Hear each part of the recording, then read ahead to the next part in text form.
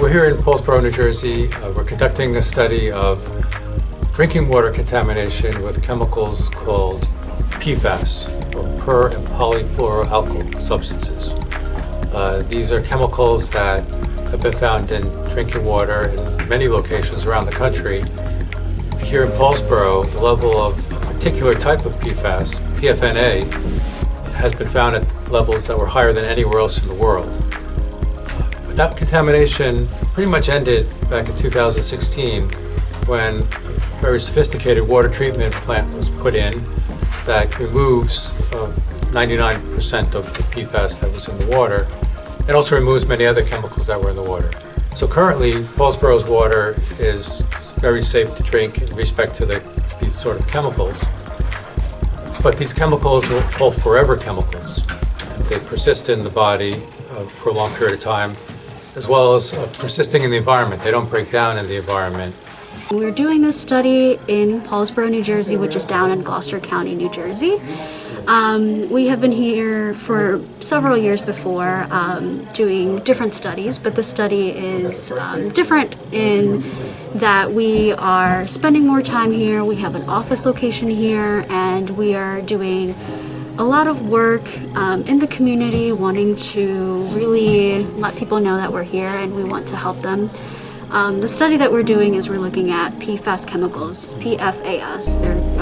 It's abbreviation for per and polyfluoroalkyl substances, and we're looking at health outcomes of those chemicals. My name is Nancy Victor. I work here at the Paulsboro PFAS Health Study, and I am the first person they see when they come in. Actually, they talk to me before they get here. We do what's called a eligibility screening, and then we do what's called an adult questionnaire or a child questionnaire, depending on which it is. When they come in, being that I'm the first person they see, we go over everything. We talk to them, we make them comfortable, we tell them everything that it entails, and we walk them through. Before they ever leave here, they know every place that they're going to stop and how long it's going to take, and then they're done. I try to make them comfortable. I try to explain to them in a nutshell, just what this is, what the how their blood's going to be drawn, what's it for, the whole study of the water being contaminated and why we want to go through this, to let them be aware of everything that's happening. And we start that from the initial phone call until they leave our facility. My name is Shanaz Ali Mokhtari, and I'm the project manager on a PFA health study. This is not my first project in Paulsboro. I have been involved to other projects, and last 5 years we have been collecting data, similar data, like we were collecting blood samples and dust sample, water sample, all regarding the water contamination happened in Paulsboro between 2004 and the exposure between 2004 and 15. So it's a small community. We do have a plan to make it as easy as possible for people to come in. With previous study, we would go to people's home. But now we are bringing everybody to this office, which has everything together. We do have a mini clinic here to draw the blood. We have a mini lab to process the blood. We do have a -80 freezer, so we are storing all the samples here. And basically, we are trying to make it as easy as possible.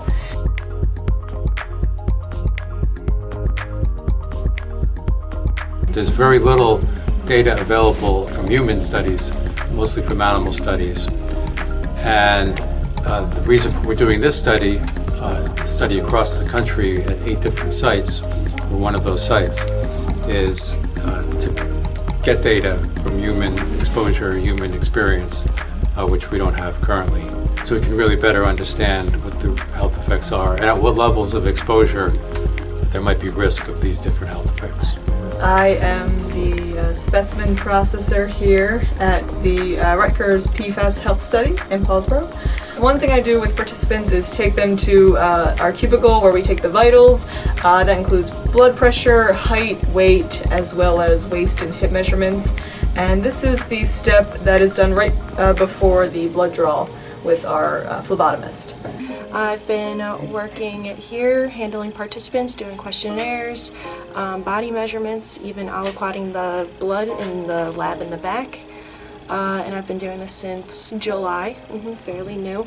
And I'm just really excited to be a part of this study, helping the people of Paulsboro get answers to the questions that they have.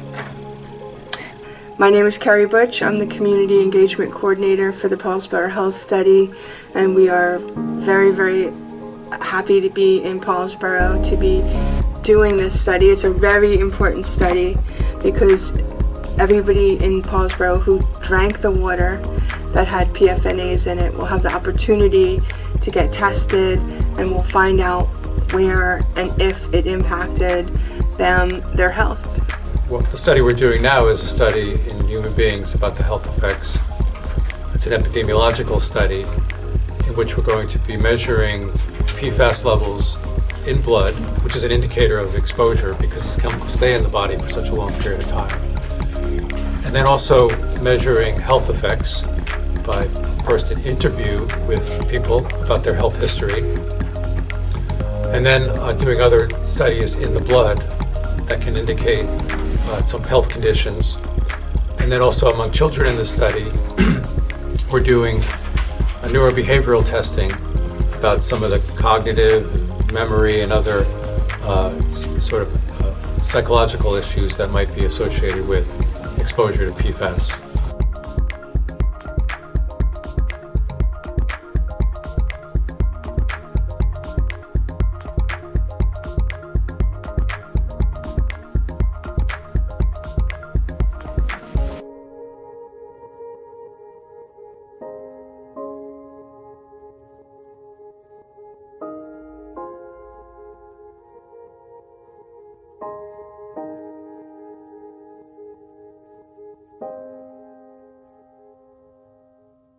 So ultimately, the end goal is, for this particular location in the study, this particular site, is to recruit 1,000 adults and 300 children out of the small community of Paulsboro here. It's going to be a bit of a task, and we definitely want to get people motivated to participate. My name is Gregory Taylor.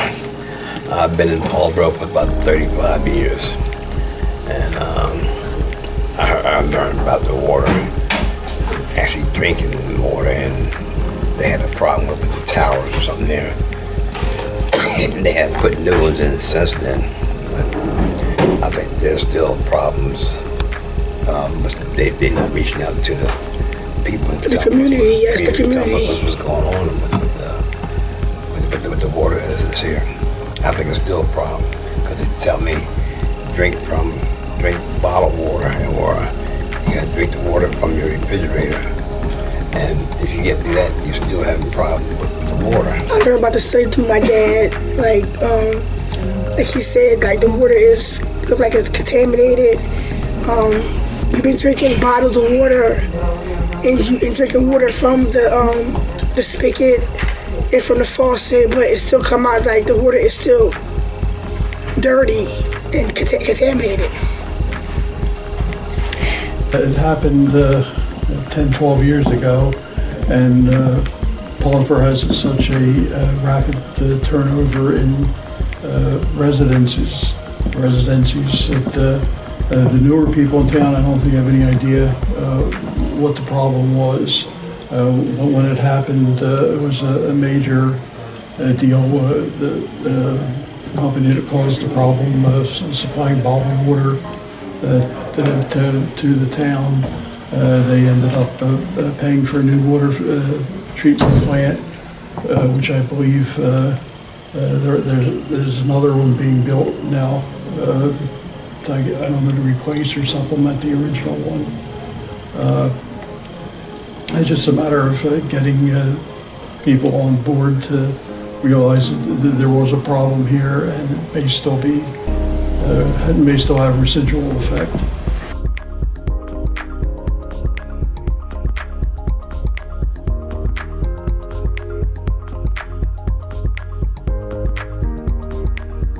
I like to thank Paulsboro community they have been always so supportive. So they show a lot of interest. Each person walked in, brought back 2-3 other people for us.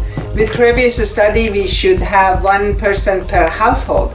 But with this study, we are looking at 1,000 adults and 300 children. And out of 6,000 population we have here, almost everybody is welcome, and we need everybody's help. It's been very important for us to engage with the community.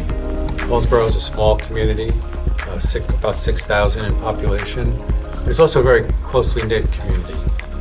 Many residents have been here their entire lives. And Paulsboro has also been a community that's had some hard knocks recently in terms of this environmental contamination, not just the drinking water contamination. It has had some other environmental issues. There's a couple of neighboring petrochemical facilities. There was a train derailment a few years ago, a vinyl chloride spill. So it's important for us to gain the trust of the community if we have any hope of getting 1,000 adults and 300 children to participate in this study. So we're making an effort, and we have made an effort over the last couple of years, somewhat delayed by COVID over this time period, but we've developed some strong community bonds with some community leaders here in Paulsboro, ranging from the mayor to others who are heading civic organizations here in Paulsboro. So this is a study being funded by the CDC, the Centers for Disease Control, to really get some answers about what the health effects of PFAS chemicals are when people are exposed.